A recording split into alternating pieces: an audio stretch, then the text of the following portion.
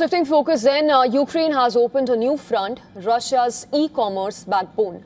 Since 18th of July, waves of Ukrainian drones have repeatedly struck Wildberries, which is Russia's largest online retailer.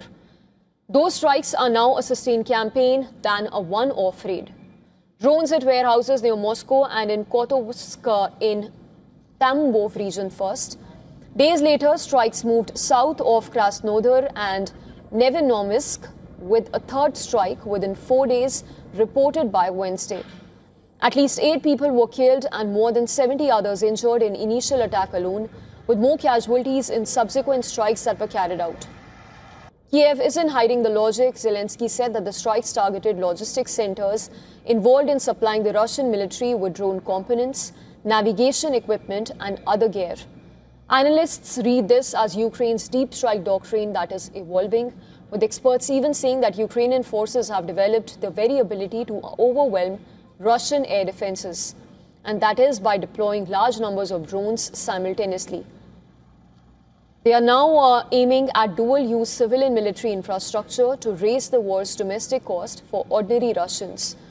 The economics are brutal estimates on damage that are swinging widely, from 50 billion rubles or nearly $640 million in initial preliminary figures to 150 billion rubles that has been cited by Mendoza, with wider estimates near $1.28 billion.